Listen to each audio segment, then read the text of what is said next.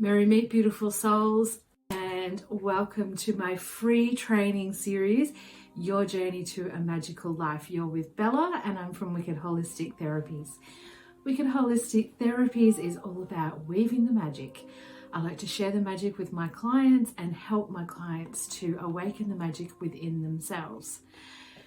Today I'm sitting in my gorgeous studio in Budrum, located on the Sunshine Coast, where I offer my clients one-on-one sessions in things such as magical mentoring, tarot and oracle card readings, spiritual guidance, healing and holistic beauty treatments. I also run circles for children and for women, as well as goddess circles that are to particularly celebrate the Sabbats. With ritual and magic. I offer twice yearly retreats and regular workshops, practical magic workshops. So that is Wiccid in a nutshell. Just a refresher about who I am.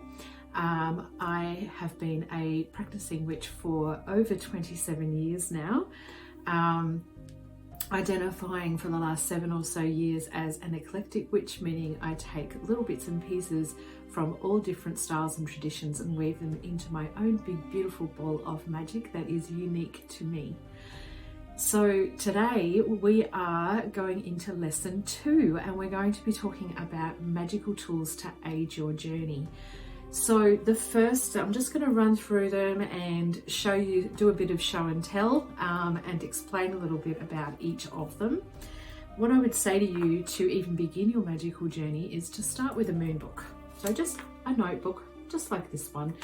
And this is a really great tool just to begin with jotting down ideas, recipes and things like that.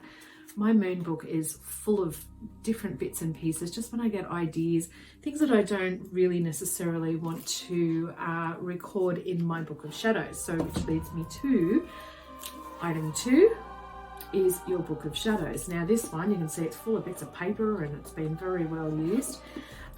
Your book of shadows is basically like a magical tome where you're going to record lots of different types of magical information and record all your spells and recipes and ideas once you've nutted them out in your moon book, of course. So with your book of shadows, just to give you a little bit of an example of what I'm talking about, this book of shadows, in here I've got information about the wheel of the year, about Sabbats, about cycles, about moon phases, colours and crystals and nature magic and gods and goddesses, and just an absolutely huge array of information about all different types of things. This has taken me many years it's not even half full. So there you go. So moon book and your book of shadows are a really, really good place to start. So the next thing I would say that you would need would be an altar.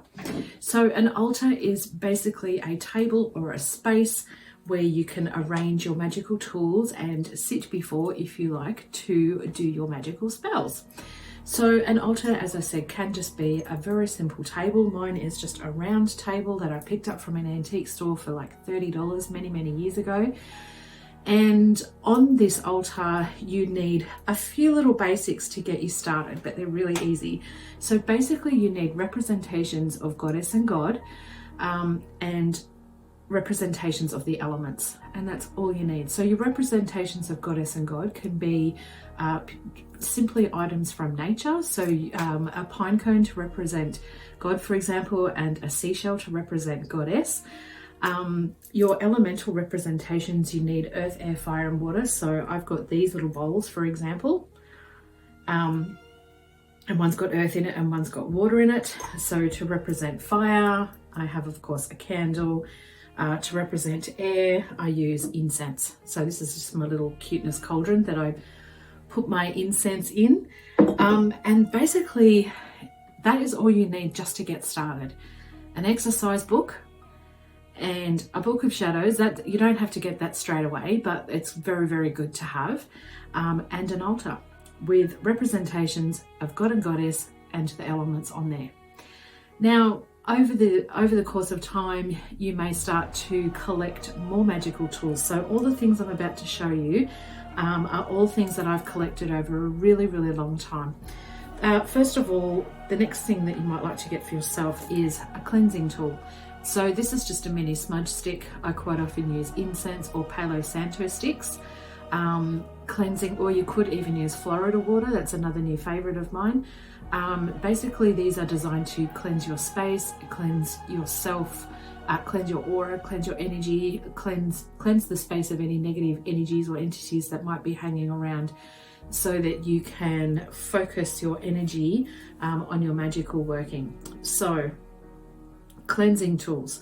You'll need something. I use my mini cauldron. This is wrought iron for safety. So you'll need something to put your cleansing tool in.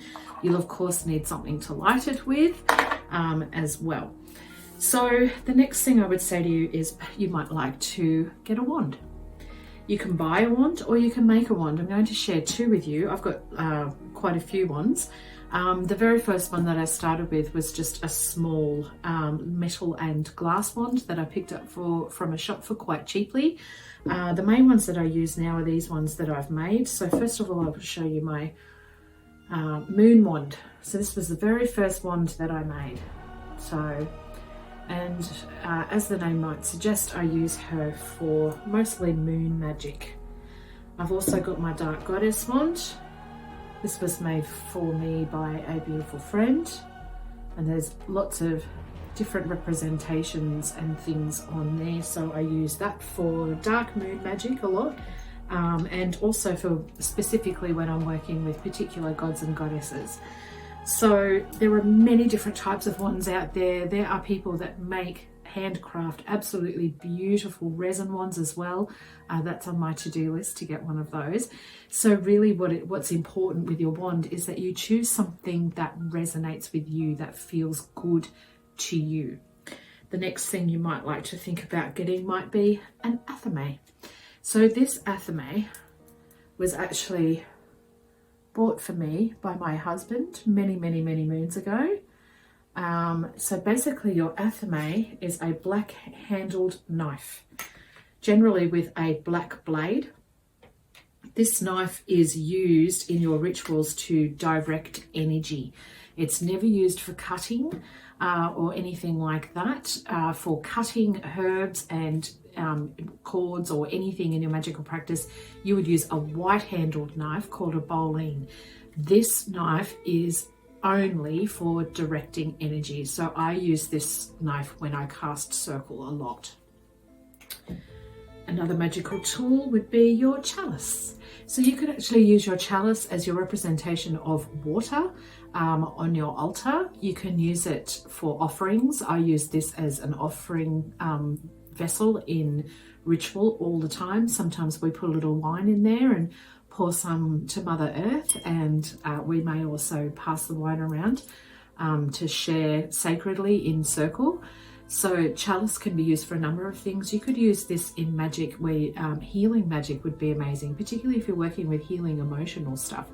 So your chalice has many uses, and this one is associated with goddess energy. Candles. Candles are, well, for me, fairly imperative to my magical workings. Over the years, I've collected candles in lots of different colours because they can represent lots of different things and different energies, you know. So the black one, for instance, this one is used for, in this instance, absorbing negative energy. It's also to help me to look within quite deeply for all different types of workings, but mainly for banishing work and binding work and for absorbing negative energy. So it would be a good idea to just start collecting candles of different colours. You can get them quite cheaply from cheap shops. I call them the $2 shop, you know. So you can get candles there starting at about $2. Another magical tool. So these ones, all these ones that I've been showing other than the ones on your altar are optional and can be collected over time. So the next one might be a little tricky to show on camera, is a besom. So this is my besom, and she's quite large. So a little tricky to show on camera, but basically besoms have multiple uses. My besom is used to maintain beautiful energy within my home. They can be used symbolically for sweeping negative energies and entities out of your home. So for example, if you've just used your cleansing tool to cleanse your space, sometimes I imagine when I use a smudge stick in particular that it's almost like any negativity falls like dust to the ground. So then I'll grab my besom and symbolically sweep that dust all the way out the door. Besoms have also been used for good luck, to ward off negative spirits and people, and for banishing the same. So divinatory tools would be the next thing to talk about. So first of all, the crystal ball. And this is just a cute little one that I've got that my daughter bought me. So this is a rose quartz crystal ball. What you're looking for when you're looking at the crystal ball, you can see it's got lots of different shapes and lines and things in there. So you're looking for different symbols. I quite often see a fairy in this one. So crystal ball is a way to help you to divine the future. Pendulums. I've got a couple of pendulums. I've got an obsidian one and a rose quartz one. So pendulums are another divinatory tool that can help you to find answers to questions. Pendulums, you can only ask questions that have a yes or no answer. So for example, the first thing you need to do with your pendulum is tune it into you. So first by saying yes and then by saying no, and it'll spin in one direction or the other, or it might go back and forth or side to side. So asking yes or no questions to divine and find out answers to your burning questions.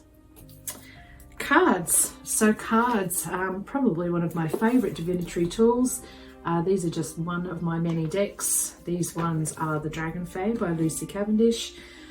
So oracle cards can, just like the pendulum and the crystal ball, help you to find answers to your questions. They can be very good for guidance and helping you to find clarity about different things. You could simply draw a card each morning just for guidance to help give you a flavor or an energy for the day, which is something that I like to do. Sometimes I do specific spreads if I'm feeling like at a bit of a crossroads or a bit confused about some things, and I might ask specific questions. Oracle cards can come in all different shapes and sizes with all different sorts of themes and meanings. So this is another thing you need to choose intuitively, the ones that really resonate with you. If you saw an array of cards on the shelf, for example, and there's one that you're just like, instantly, that's probably the deck for you. So that is just a small assortment of magical tools. There are so many more. I could probably talk about it all day, but these are sort of the basics.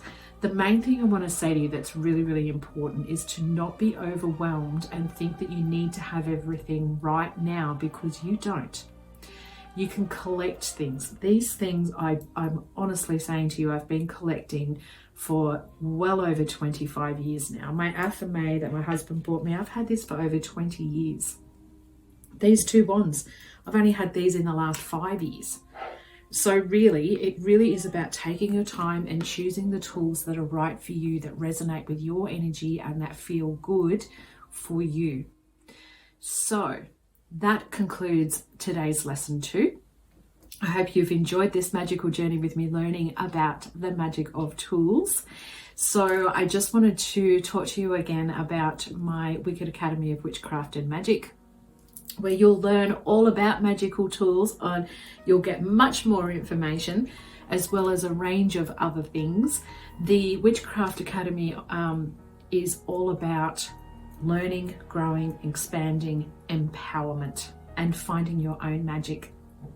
The Academy comes to you as a membership kind of deal, where within that membership you have access to an absolutely gorgeous online learning portal. You are able to print out all of your lessons via PDF.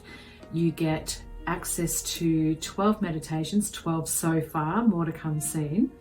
You get access to our lively Facebook group and constant online support, as well as discounts to workshops and retreats.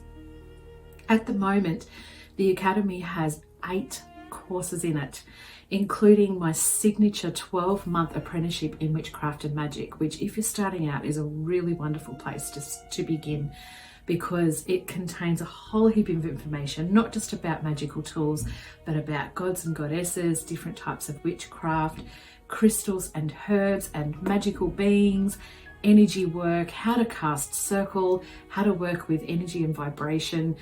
There's just chakras, there's practical activities to do to help you expand. It is just absolutely packed full of information. It's very comprehensive.